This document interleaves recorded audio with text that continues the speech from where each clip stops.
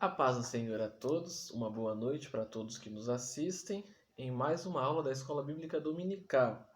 Hoje nós aprenderemos sobre o tema Certamente haverá um bom futuro para você. Falaremos sobre o Salmo de Asaf, o Salmo de número 73. O textuário da lição está lá em Provérbios 23, versículo 17 e 18, que diz assim: Não inveje os pecadores em seu coração. Melhor será que tema sempre o Senhor. Se agir assim, certamente haverá um bom futuro para você e a sua esperança não falhará. Amém? Ponto de debate. Por que enfrentamos tantas aflições neste mundo? Qual é a melhor maneira de reagir diante dos problemas? O que fazer para ter um bom futuro?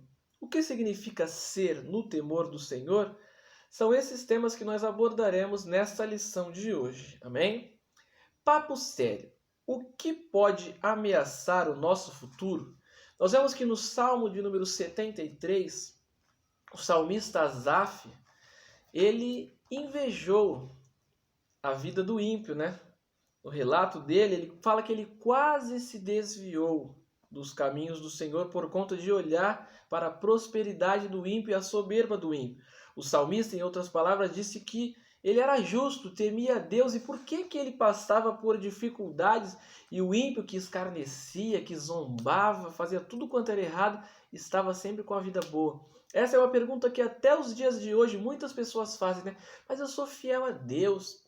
Estou todos os dias na igreja, eu ajudo os necessitados, eu oro sempre, medito na palavra. E por que eu sofro? Por que aquele que zomba, que escarnece de Deus, ele está sempre com uma vida boa? Quando começamos a fazer comparações sobre a nossa vida e a vida do ímpio, três coisas podem acontecer. A primeira delas é a murmuração. O que significa a palavra murmuração?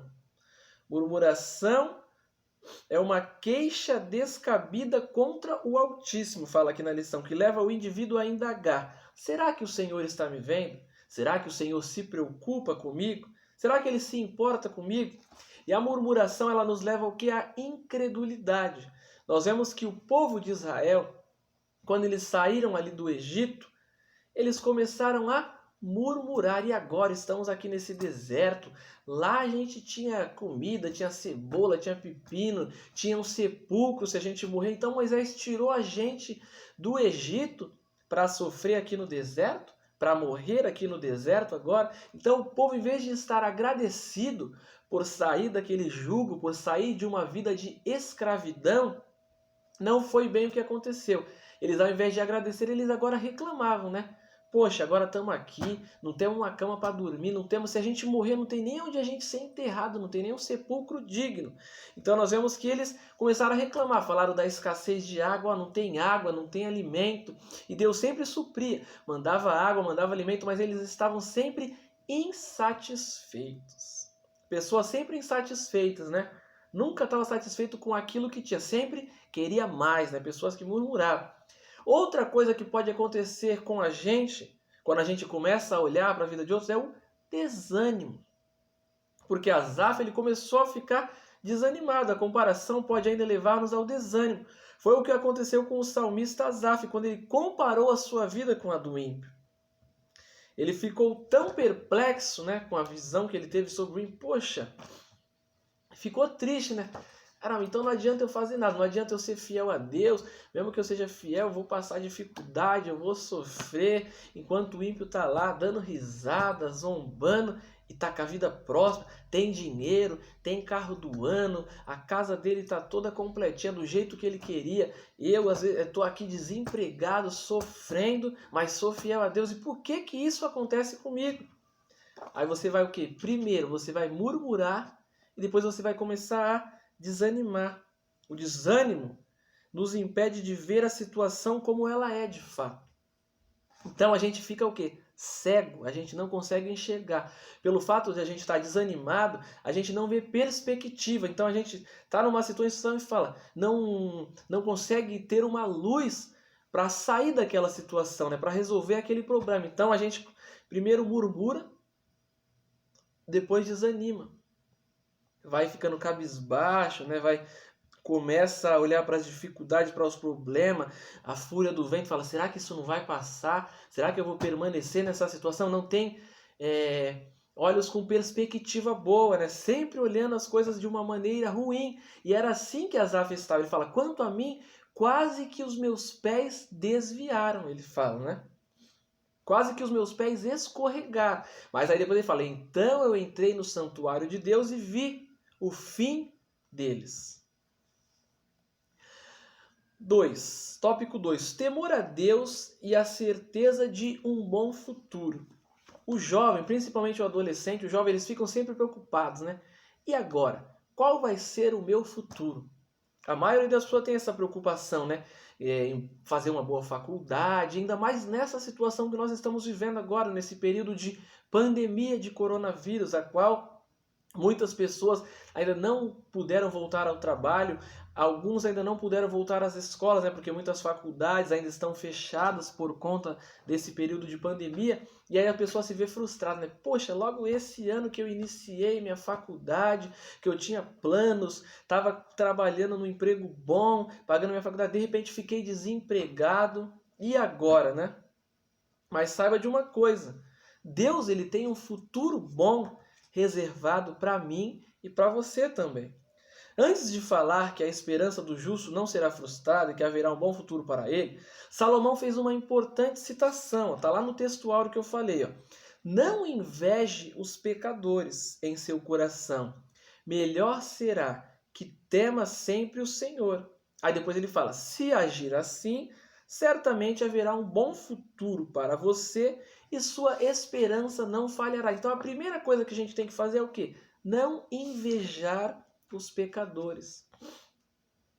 Tem pessoas que estão dentro da igreja e estão invejando a vida de pessoas lá fora. Poxa, por que eu não tenho a vida igual a que ele tem? Por que a minha vida é desse jeito? Por que eu sofro tanto desse jeito?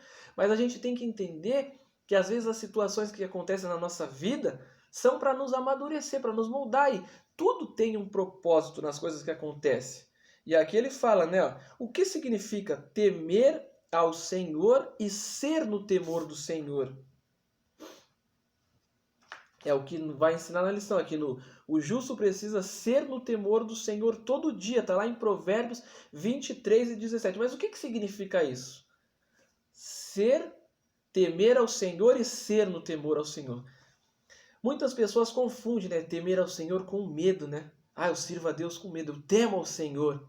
Mas não é pelo fato da gente ter medo de ser destruído por Deus. Temer não significa ter medo.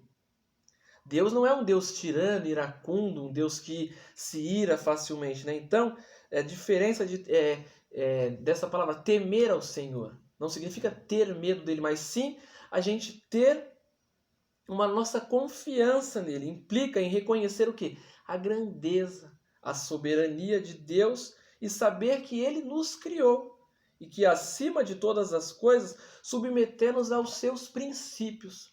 Porque Deus ele tem princípios para a nossa vida. Ele quer sempre ver o que? O nosso melhor.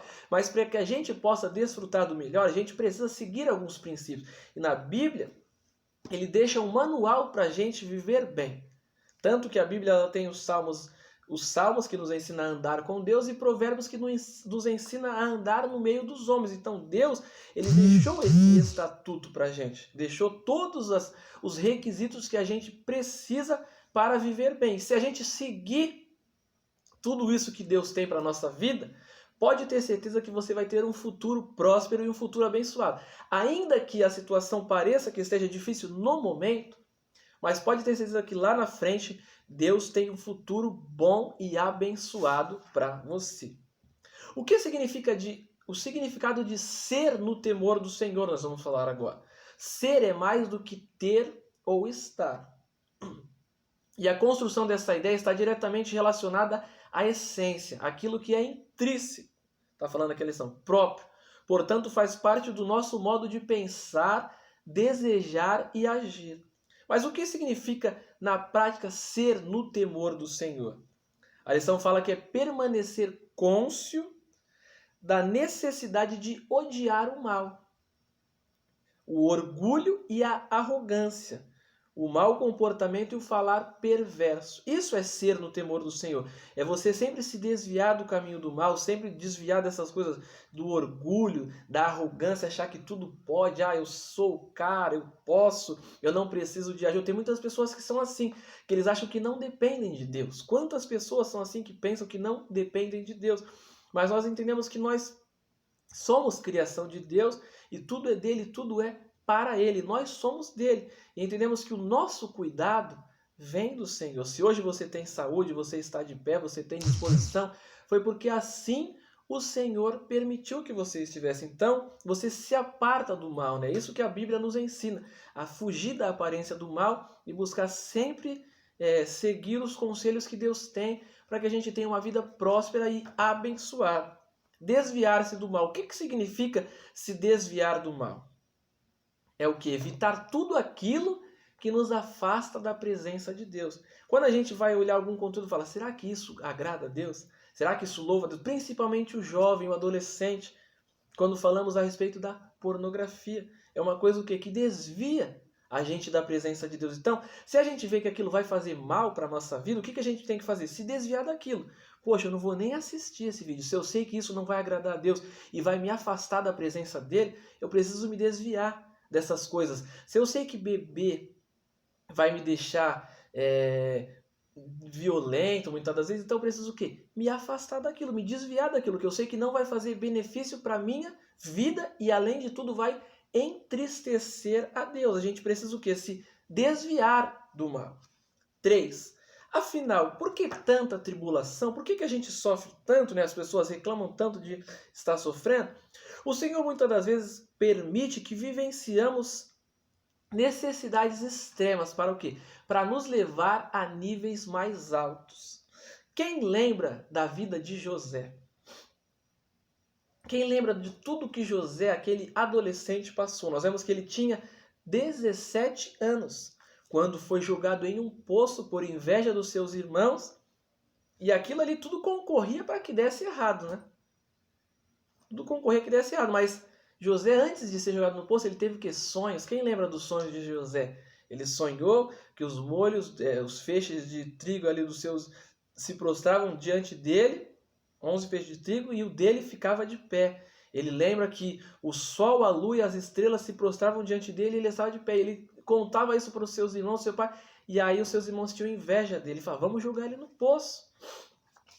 Mas mal ele sabia que aquilo tudo era uma preparação que Deus estava fazendo para ele, para que ele pudesse ver o que ele se tornaria no futuro. E esse é o processo que muitas pessoas não querem passar.